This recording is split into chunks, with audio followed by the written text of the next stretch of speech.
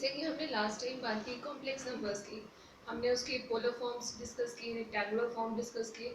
आज हम उसी चीज़ को थोड़ा सा और आगे लेके जाते हुए आज हम बात करेंगे डी मोवियस थ्योरम की, जो कि हम यूटिलाइज करते हैं कॉम्प्लेक्स नंबर्स में।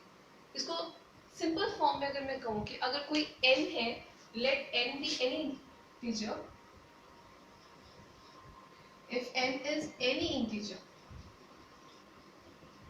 तो हमें अपनी कॉम्प्लेक्स नंबर की वो क्वेश्चन याद है, cos theta plus iota sine theta raise to power n। अगर हम इस चीज का पावर लेते हैं n, तो वो किस चीज के इक्वल आएगा, cos n theta plus iota sine n theta. ये तो हो गई if n is any integer, it can be a positive integer, negative integer और जीरो इटसेल्फ। ये चीज इस चीज के इक्वल आई है। Suppose n is any fraction. Fraction can be again positive, negative, isn't it? कुछ भी आता है तो वो भी हमारी क्या होगी, cos theta plus iota sin theta raised to power n will be equal to cos n theta plus iota sin n theta. आज हम इसी को प्रूव करेंगे। तो वो चीज पहले हम इस चीज को लेंगे कि अगर कोई हमारे पास n कोई इंटीजर है तो वो चीज कैसे हम लिख पाएंगे, ठीक है। तो वो चीज करेंगे, फर्स्ट केस हम डिस्कस करेंगे if n is any positive integer, ठीक है। पॉजिटिव इंटीजर में हम क्या करते हैं, हमें प्रोडक्ट याद है। अगर हमारे पास टू कॉम्प्लेक्स नंबर है, उनका प्रोडक्ट हम कैसे लेते हैं, फॉर केस वन लेंगे if n is positive integer, okay. तो मैंने सपोज किया मैंने दो कॉम्प्लेक्स नंबर्स का प्रोडक्ट लेना है, let it be cos theta 1 plus iota sin theta 1 into cos theta 2 plus iota sin theta 2। इन दोनों का मैं प्रोडक्ट लूंगी। अब मैंने मल्टीप्लाई करने तो पहले दो नंबर्स को मल्टीप्लाई करूंगी, फिर तीसरे से करूंगी, फिर फोर्थ नंबर से करूंगी, तो मुझे नहीं पता n की वैल्यू क्या है, ठीक है। n can be 2 4 6 8 10 and so on.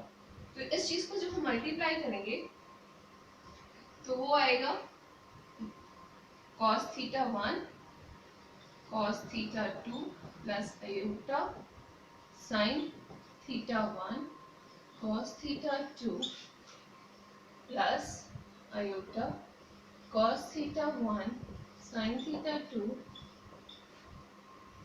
Plus iota square sin theta 1 sin theta 2। यही चीज आएगी दो नंबर्स को मल्टीप्लाई करने में।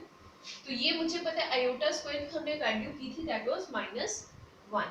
और अगर आप रियल नंबर्स को कंपेयर करो, cos theta 1 cos theta 2 minus sin theta 1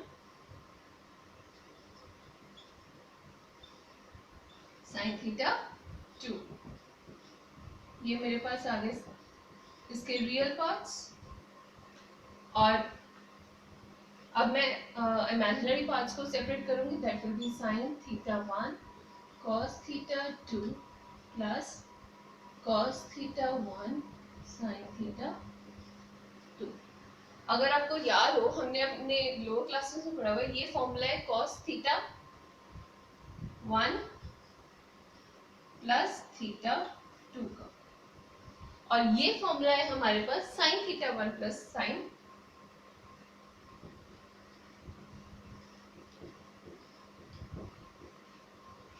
theta 1 plus theta 2।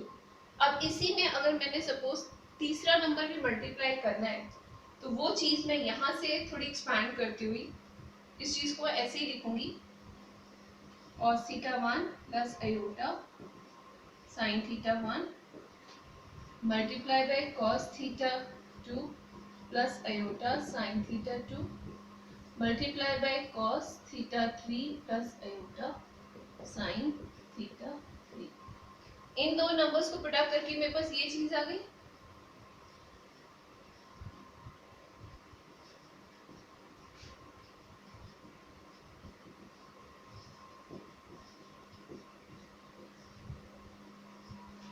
इसको मैंने मल्टीप्लाई करना है cos theta 3 plus iota sine theta 3। इसको जब मैं मल्टीप्लाई करूंगी मैं यहाँ से रैशनलाइज कर दूंगी कि ये इसका प्रोडक्ट भी क्या आएगा मेरे पास cos theta 1 plus theta 2 plus theta 3 plus iota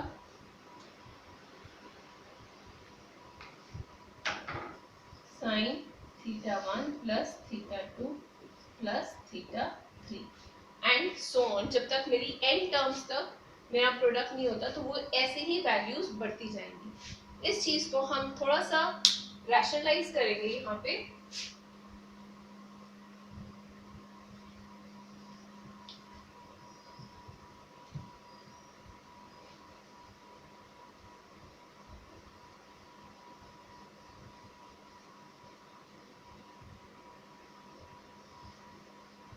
मैंने यहाँ तक इरेज किया ताकि आप लोगों को कोई कंफ्यूजन ना हो।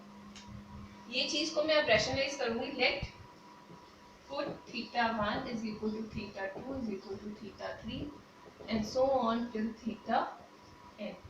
तो मेरे पास वैल्यू क्या आ जाएगी cos theta 1 plus theta 2 plus so on till theta n plus iota sine theta 1 plus theta 2 plus theta 3 till theta n।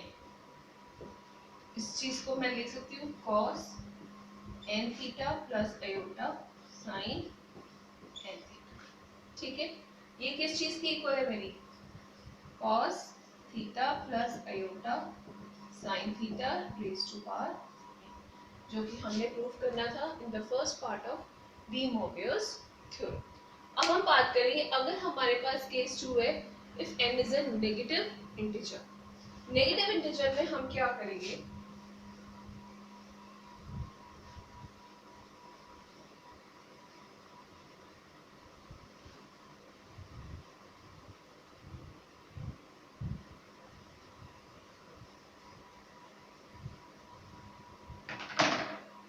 Case 2 if n is a negative integer. ठीक है, हमने अभी अभी डिस्कस किया cos theta plus iota sine theta raise to power n is equal to cos n theta plus iota sine n theta.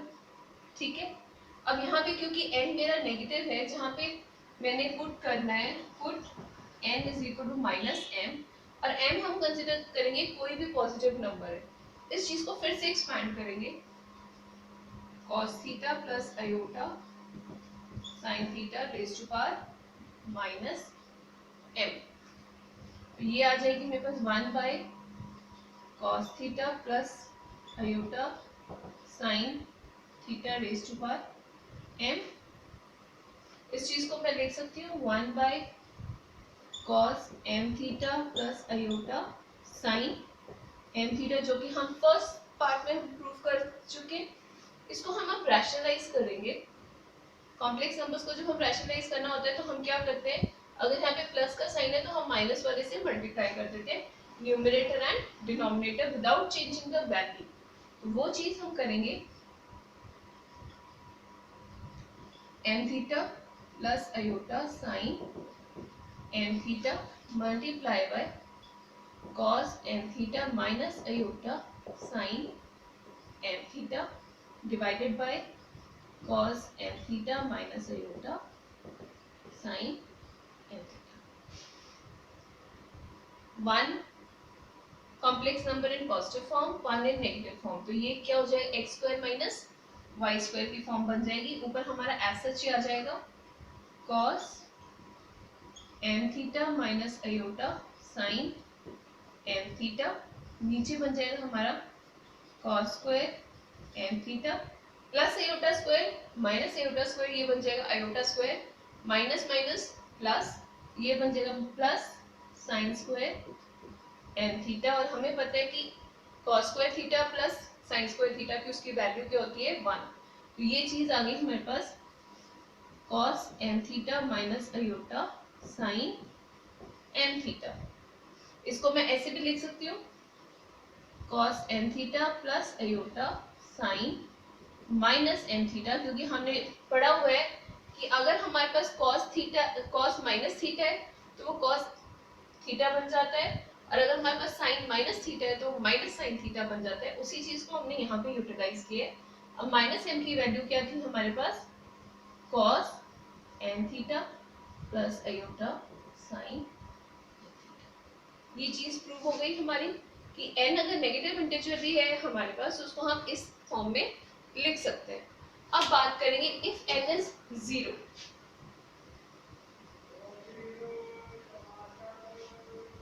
उस चीज को भी हम ऐसे ही प्रूव करेंगे।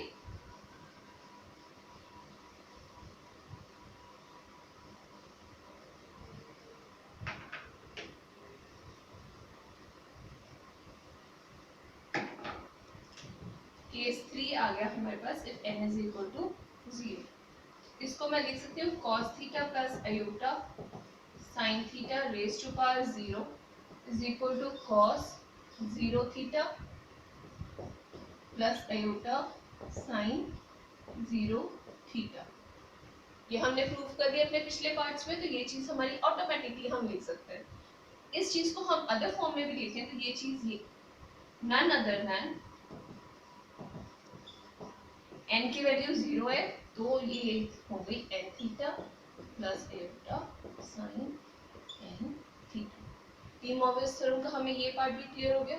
अब हमारा आता है case 4, if n is a fraction. ठीक है, अगर ये हमारा n फ्रैक्शन है तो उसको हम लिख सकते हैं cos theta by Q plus iota sine theta by Q. इसको मैंने अगर रेज करना है टू द पावर क्यू, ठीक है, n is a fraction and put n is equal to p by q where q is not equal to 0 or q is not equal to 0 and p q both are prime numbers। ठीक है, they are prime to each other। इसकी value मेरे पास आ जाएगी cos theta plus iota sin theta, q by q will be 1। That means cos theta plus iota sin theta को जब हम क्यूथ part पे लेंगे तो उसकी वैल्यू हमारे पास एक वैल्यू हमारे पास ये आएगी cos theta by q plus iota sin theta by q। इसको अगर मैं रेज टू पावर करती हूँ